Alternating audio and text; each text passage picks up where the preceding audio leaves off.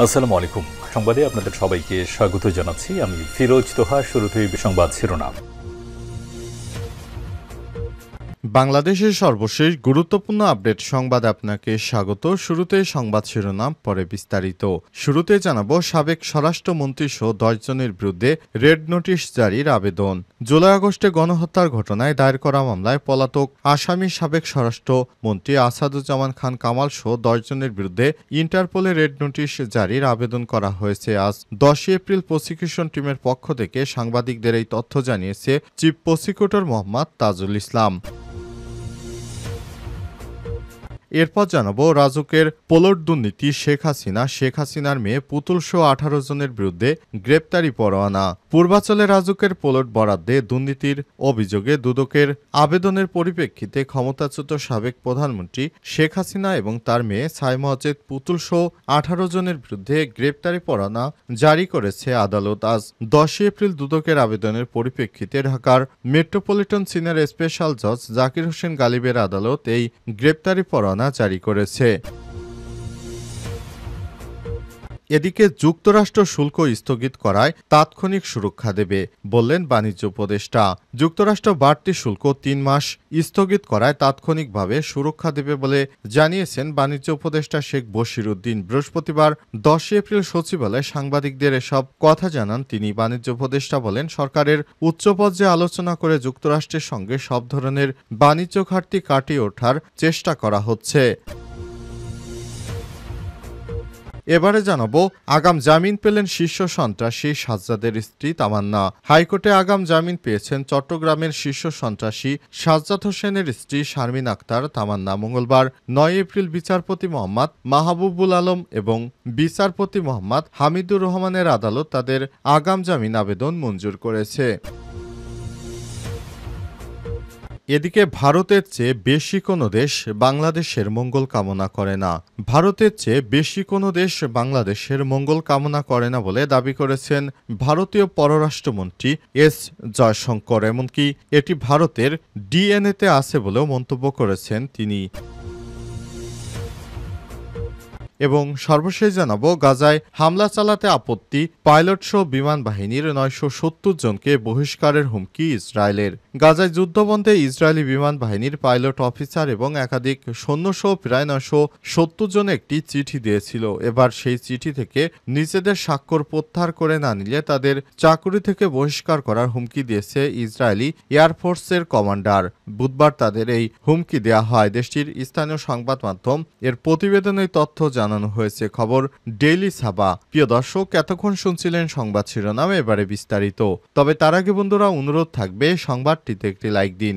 এই চ্যানেলে আপনি নতুন হয়ে থাকলে আমাদের সংবাদটি দেখতে দেখতে চ্যানেলটি সাবস্ক্রাইব করে রাখুন। কমেন্ট করে বন্ধুরা আপনার মূল্যবান মতামত জানিয়ে দিন আপনি বিশ্বের কোন দেশ থেকে বা বাংলাদেশের কোন স্থান থেকে আমাদের সংবাদটি দেখছেন এবং শুনছেন।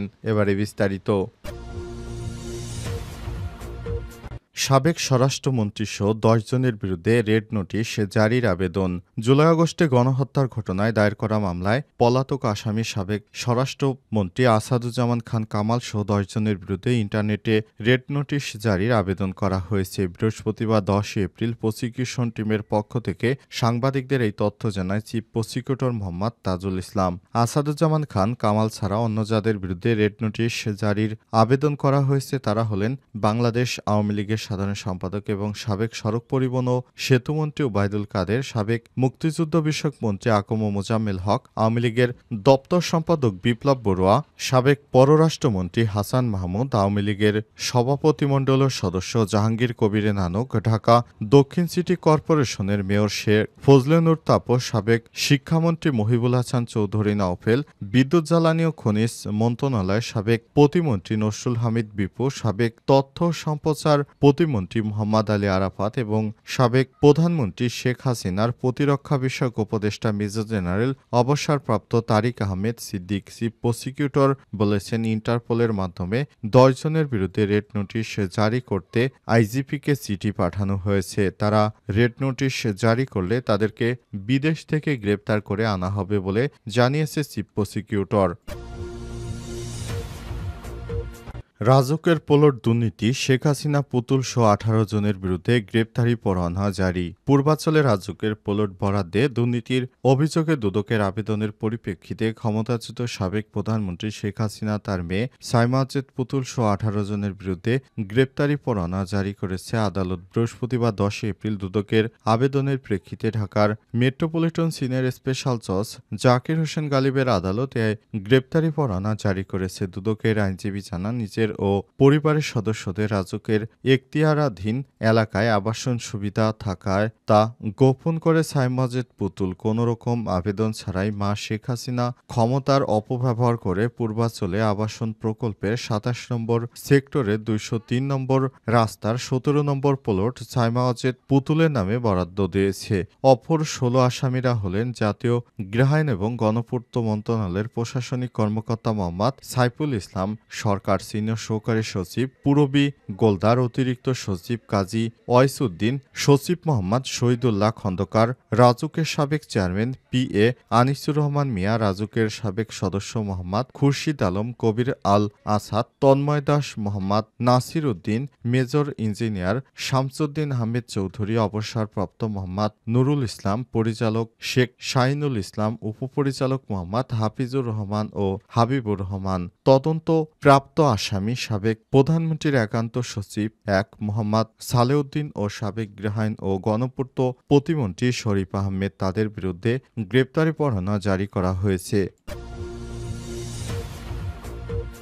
যুক্তরাষ্ট্র শুল্ক স্থগিত করায় তাৎক্ষণিক সুরক্ষা দেবে, বললেন বাণিজ্য উপদেষ্টা। যুক্তরাষ্ট্র বাড়তি শুল্ক ৩ মাস স্থগিত করায় তাৎক্ষণিক সুরক্ষা দেবে বলে জানিয়েছেন বাণিজ্য উপদেষ্টা শেখ বশির উদ্দিন। বৃহস্পতিবার ১০ এপ্রিল সচিবালয়ে সাংবাদিকদের এসব কথা জানান তিনি। বাণিজ্য উপদেষ্টা বলেছেন, শুল্ক স্থগিত করায় আলোচনার সময় আরও পাচ্ছি। সময় স্থগিতে দেশ দিয়েছে, তাই নিজেদের সক্ষমতা বৃদ্ধি ও বাণিজ্য ঘাটতি কমানোর নানা পদক্ষেপ নিতে পারব। হঠাৎ করে ট্রান্সশিপমেন্ট বাতিলের বিষয়ে তিনি বলেছেন, সিদ্ধান্তে কোনো প্রভাব পড়বে না, তবে সরকার তৈরি পোশাক রপ্তানি সহ সার্বিক বাণিজ্য স্বাভাবিক রাখতে সর্বোচ্চ চেষ্টা করছে। নিজস্ব ব্যবস্থাপনায় সংকট কাটাতে চেষ্টা করব, বাণিজ্যিক সক্ষমতা বাড়াবো। এ সময় তিনি আরও বলেছেন, বাংলাদেশ থেকে যেসব পণ্য যুক্তরাষ্ট্রে রপ্তানি করা হয় সেগুলো কিভাবে আরও যুক্তরাষ্ট্রের জন্য মার্কেট বান্ধব করা যায় সে বিষয়ে কাজ করছে বাংলাদেশের অন্তর্বর্তীকালীন সরকার। এ সময় তিনি আরও বলেছেন, যুক্তরাষ্ট্র আমাদের যে শুল্ক নির্ধারণ করে দিয়েছে সে বিষয়টি আমরা অত্যন্ত গুরুত্বের সঙ্গে দেখছি। আশা করছি এই শুল্কের বিষয়টি নিয়ে অন্তর্বর্তীকালীন সরকারের নির্দেশে আমরা সঠিকভাবে আমাদের অবস্থান থেকে যথাযথভাবে আমরা চেষ্টা করে যাব। আশা করছি এগুলো নিয়ে বাংলাদেশের অর্থনীতির উপর ভবিষ্যতে কোনো চাপ আসবে না।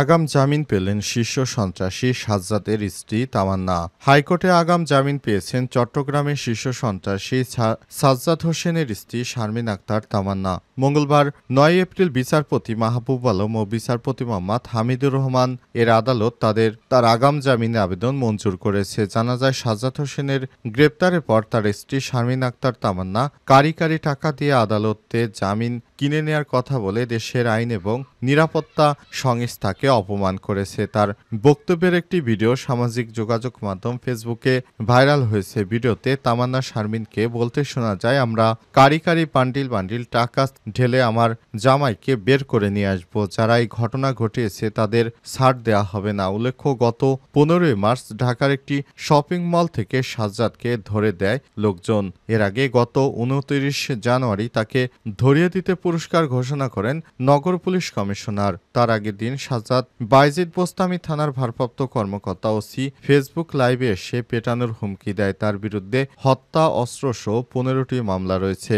সাজ্জাদকে গ্রেপ্তারের পর চট্টগ্রামের জোড়াখুনের ঘটনা ঘটে। ৩০ মার্চ নগরের বাকুলিয়া অ্যাক্সেস রোড এলাকায় একটি প্রাইভেট কারকে ধাওয়া দিয়ে গুলি করে ঝাঁঝরা করে দেওয়া হয়। এতে ২ আরোহী নিহত হয়। সন্ত্রাসী সারোয়ার হোসেন ও সাজ্জাদের মধ্যে দ্বন্দ্বের জেরে এই ঘটনা ঘটনা ঘটেছে বলে পুলিশ ধারণা করেছে। সাজ্জাদকে ধরিয়ে দেওয়ার জেরে তার অনুসারীরা সারোয়ারের সহযোগীদের উপর হামলা চালায় বলে প্রাথমিক তদন্তে জেনেছে পুলিশ।